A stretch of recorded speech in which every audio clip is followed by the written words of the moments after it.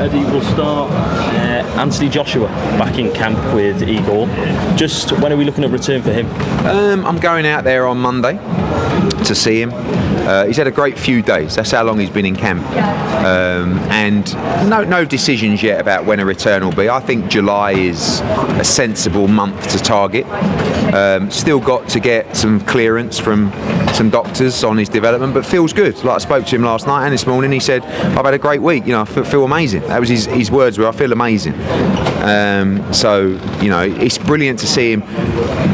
It's really his happy place being in camp. Really shouldn't be, because if you see how hard they work out there, it shouldn't be anyone's happy place. But that's just how they are as fighters, and I think he's really happy to be back in that routine, and we'll start planning his next fight very soon.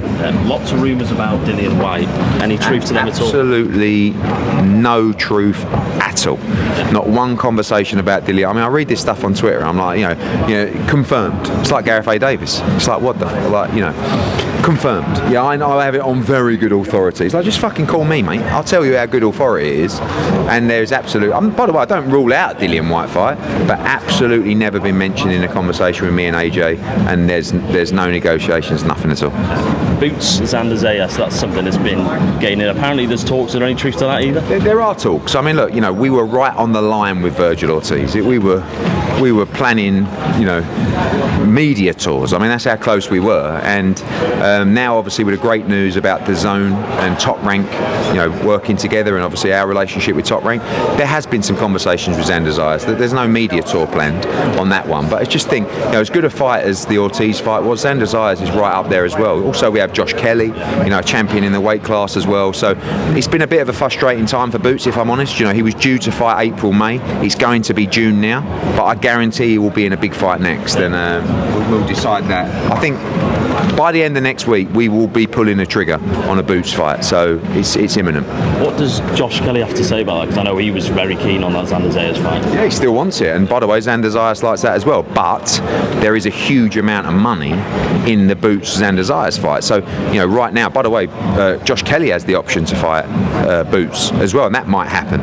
So, but also, I have no problem with Josh Kelly having a voluntary defence. Don't forget, he just beat Mertzalayev. What do you want to do? Mertzalayev, then Boots. I mean, that's a hell of a run, So we'll see. But he's open to the big fights as well, and there's ongoing conversations, and it's an absolute priority because it kind of delays other things as well. Ben Whittaker's a good example of that, and there will be news today about Ben Whittaker's next fight. We're going to be keeping him very active. He's going to fight on a UK show that's already announced, but he's also going to fight a few weeks later as co-main event in America. So we're going to get him very, very active now, and it's not his fault, it's not our fault, but unfortunately he was co-main for Boots, so he's been delayed as well. So it's it can be a bit painful in that respect, but we'll make sure everyone's looked after. Eddie, back onto Anthony Joshua, there was a fear for myself back when he was with Derek James that they're turning, as Tony Bellew phrased it, a dog into a cat, where he was wanting to become a polished boxer instead of a knockout artist.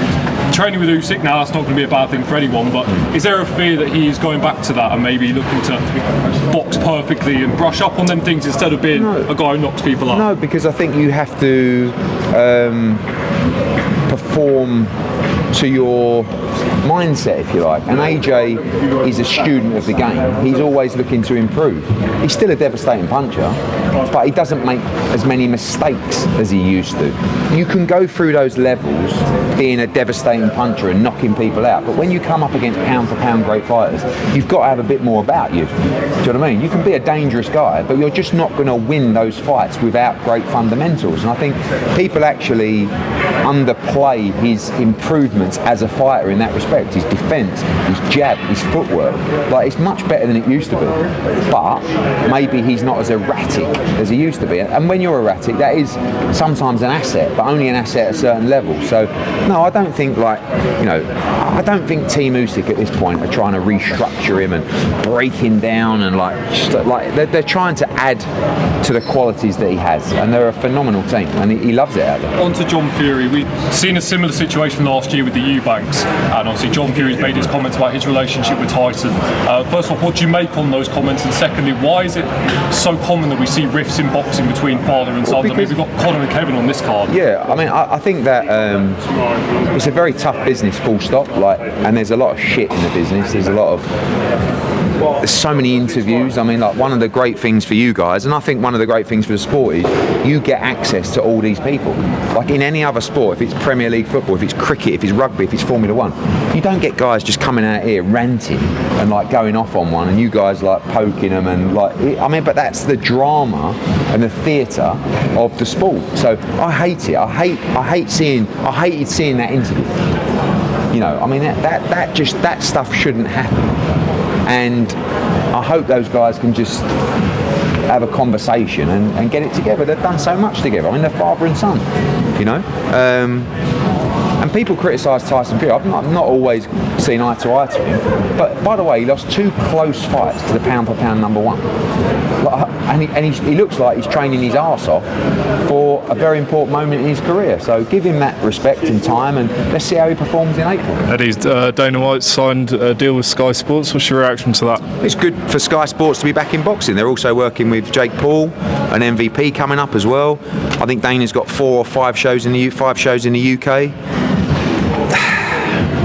It's just difficult to just pop in on fight week and like create something big. You've got to really have boots on the ground there, and you've got to have, you know, a real ambition. And I look at their business at the moment, and it's in complete turmoil. Like, not necessarily Zuffa, but TKO and UFC. I've never seen a UFC weaker. I've never seen it more at a breaking point. I've never seen fighters actually looking to almost start a revolution and a fighters' union to almost boycott the organisation. Because what TKO entering the boxing space has done to them is just highlight the problem of the UFC business, and it's done it very, very quickly.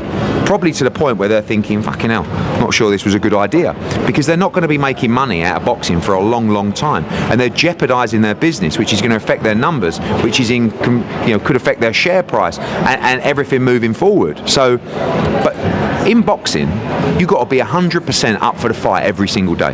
What you can't do is go away and do a little bit of slap and do a little bit of UFC, and, well, not a lot of UFC because that requires a lot of work, and then just pop back to London and have a successful UK business as well. Do you know what I mean? They've got a show in May, did they say? Well, that's 4 or 5 weeks away. So who's fighting? You know, I know a couple of fighters they signed this week, and I don't want to be disrespectful to them, I won't name them, but they wouldn't even get on my before the bell. So again, it's like it's a daily fight that you've got to be up for. And I look at the body language, and all I see is stress. And let me tell you, the stress of boxing is fucking horrendous, right? And when you run businesses like they do at that level, the stress in general is fucking horrendous. You throw boxing into that mix, these people are control freaks. Right now, where does Zuffa sit on the promotional rankings? 6th? 7th? That drives them absolutely mental. Now, they can pretend and they can spin the propaganda that what they're doing at the moment is revolutionising boxing. Bollocks. It's a couple of fights in a garage between people that most people have never even heard of, that nobody's watching on Paramount Plus. The ratings are shit. But what they'll tell you is it's phenomenal. And, oh yeah, the Zuffa belt, it's unbelievable. Fur coat, no knickers. Right? That's the saying that my dad always taught me, which is, you know, you walk in a fur coat, underneath it's all, there's fuck all there.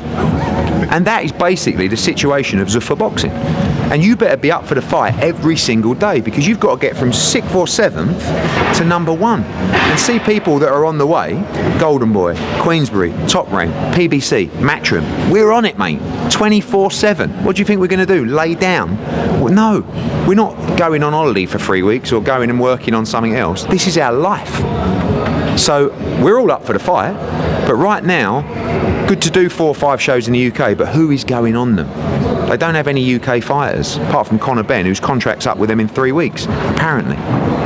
You're pretty critical of UFC media in recent weeks. How do you compare them to boxing media? I just feel like, look, you at the end of the day, we give you access, right? So you can't take the piss, but you can push me on like if I say something that you don't think makes sense, I think it would be good for you to go, yeah, but hang on a minute. So, like, for example, if you're asking me a question and I'm Dana White and you say to me, like, don't you feel that the UFC fighters are going to be very angry and almost completely bemused by Conor Benn getting $15 million for a 10-rounder on an undercard? And he goes, Pete, you should want people to make more money. I think it's a great thing for UFC fighters that Conor Benn's making $15 million. Next question. I mean, I'm sorry, that makes absolutely no sense at all. So I would expect you to go, what do you mean? How is that good for UFC fighters? Right, okay. Then another question might be, John Jones has come out with a massive Twitter rant where he's so disappointed he's not on the White House card. And Dana White goes, John Jones was never on the White House card. Never. He was never going to go on that card. And someone said, but they said that he was in negotiations with your team. Yeah, he was in negotiations to fight on that card. Everyone was. Next question. It's like, hold on. You just said he was never going to fight on the card. Do you know what I mean? So it's like, you don't want to get slung out, and I would never sling you out anyway, but these are not like personal questions. These are just questions that you should be answering. But like, now, what you should be saying is, you should be saying, like, are you going to actually, considering the problem that you have right now, are you actually going to look at fighter pay in the UFC? Because I represent the UFC World Heavyweight Champion. I'm going to bite my tongue a little bit for now. But what I will tell you is his contract is a fucking disgrace, right? A disgrace. And I cannot believe the money that he is on. When you look at the commercial revenue that his fight would generate against a Pereira or against again in a rematch, right? And honestly, if I'm Tom Aspinall, I'm looking at that contract, I go, I don't even think you should fucking bother me. But he wants to come back. He wants to rematch again. He wants to fight Pereira. He wants to defend his world heavyweight title. But if you're that stubborn, there's not going to be any conversation. You're going to get all of these guys. The time you've paid your tax and paid your team, there's no fucking point in even fighting. Especially when you had 4 operations after your eyes got gouged out. Do you know what I mean? Like, it is, honestly, it is unbelievable. But I'm really glad that it's been highlighted. I mean, I was doing a good job for him. Ronda Rousey and Jake Paul have gone to another level. So, and by the way, this is all because of boxing. It's mad. Eddie, what is the situation? Sorry, what is the situation with Dave Allen? When can we expect to see him? Dave Allen has done a great job because he's kept his mouth shut. I mean, I've got a big mouth. He's got a massive mouth. And I said to him, Dave, just, we've received a contract. Actually, this is the first time Dave Allen has ever reviewed a contract. Because I said to him, Dave, I've got the contract. Is there any requests you have? Oh, what sort of requests can I have? I was like, well, quite a lot, really. So we've received the contract. I believe next week Dave Allen's fight will be announced. It's a big fight for him, great opportunity, and that's all I'll say for now. Jamie Moore has said it's a world-class opponent. Yeah, it's a world. Yeah. More insight into that. That's a top 15 guy. Philip Hergovich? He's a name that's been mentioned, but not necessarily. Eddie. Zhang's been one that's been another one. Yeah. but not the one that's had a contract. It's a Queensbury heavyweight. That's what I'll tell you. So will it be a Queensbury or Matchroom Show co-promoted? It'll be a co-promotion, but Queensbury will be leading, and Dave is a Matchroom fighter, and we will be essentially, we'll probably be the A side actually, but it'll be a Queensbury show in association with Matchroom. Will it be a local show? Possibly. I don't think it's been decided yet. Eddie. Come on, man. Oh, I was waiting for that. I love that. I absolutely love it. Listen, you are looking fresh like a Sunday morning. You're looking good today. Yes, go on. Always looking good, my brother. But you don't do like a service where you maybe do phone calls every morning or something, where I could just like give you a few quid, phone you in the morning, and just put it on loudspeaker while I'm brushing my teeth or something like that. Do you know what I mean? Well, we might have to do it if you put me on some sort of commission. I think we can make that work. I'll just pay you. Yeah. All right. Let's go. When do I start? You could actually start a subscription service for people in general, because I'm giving you the platform now and the opportunity to do that. Yeah. So I don't know. We're going to call it Gunman Mojo. Right? So every morning, you take the number of someone, you charge like, I don't know, 3 or 4 quid a call. Premium hotline. Yeah. I mean, obviously, what use, like the level of bigging up is dependent on the price. So if someone pays £2, you can just say you're unbelievable, blah blah blah. If someone pays a tenner, you can spin all your lines. You know, Okay, that's cool. like show me some of your lines. Go on. I'm down with that. Okay, well let's listen. This is not an interview. freeze, gunman. This is not. I'm not going to be freezing like Elsa. I can tell you that much. Now listen, this would not be an interview if we did not talk about Conor Benn. That brother exited like a one-night stand on your ass. Yeah. Do you know what I mean? How's that feeling? You still feeling a bit raw on it all? I am actually. In fact, normally in this situation, I mean, I've calmed down a lot. You know, when I first got the news, I was upset. Now, normally with me, I just kind of, after a little bit, I just go, do you know what, it's fucking... But it's actually aggravating me more and more. Do you know what I mean? Like, to the point where I'm not upset anymore. I'm actually quite angry. And when I sit back and actually think about it, I just got to be a little bit careful what I say. But I actually think, you dog. That's what I think. Whereas before, I was a bit upset. I was a bit emotional. But I actually thought, because I'll probably be at his fight, because we have Justice Honey fighting, you know, and maybe I go with AJ to watch, and I just thought, if I see him, I have to let him know. You know, not in a confrontational way, but I will have to tell him, because it's, you know, I think I've got to get it off my chest. So what are you going to say to Conor Benn? First time you see him, what are you going to be saying to that brother? Probably saying like, you're a dog, mate. Probably that. Is there a chance he comes tomorrow? He's got a lot of stablemates on the card. Come tomorrow? No chance? No. Mate, he wouldn't even phone me.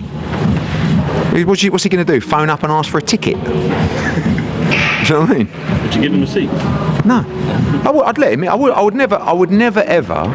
But obviously, he would. You know, he spent a lot of his career sitting right next to me at these shows. Do you know what I mean? But I would never get security to turn. You know, at the end of the day, he does work on the team of Conor Mitchell. And by the way, it will never affect Conor Mitchell because he's a phenomenal fighter. But if I see him, I would have to say, like, I wouldn't obviously start on him, but I would have to say, I couldn't be like, hey mate, hi. I'd have to say, I've got to tell you something, mate. You're an absolute dog. Was there any conversation about him staying in the Matchroom gym after this all happened? No, I mean, if I wanted to be an arsehole, I would have just removed myself from the Matchroom gym. But Tony Sims is someone who's very close to me and who I care a lot about, and that's his gym. So again, that's petty stuff. I'm not interested in the petty stuff. But I would have to, you know, like, I'm more of the person to actually sit down and have a conversation with you face to face as a man and say, I've got to tell you something, which is what he should have done in the first place. Last question, please. Just a quick one. Antonio Vargas for Van Rodriguez. Is that looking likely? It's a possibility. So Andrew Maloney is fighting Willibaldo Garcia. So we can't fight for undisputed next, and Bam needs to fight. So our options are to have a voluntary defence at super flyweight, or to move up, become a 3-division world champion, and then potentially move back to fight the winner for undisputed. Vargas is with us, as is Medina, so there are options for Bam next. I would prefer him to fight for another championship at bantamweight, and then we can come back and fight for undisputed, but that's the fight that I like. Who's most likely, do you reckon? Probably Vargas.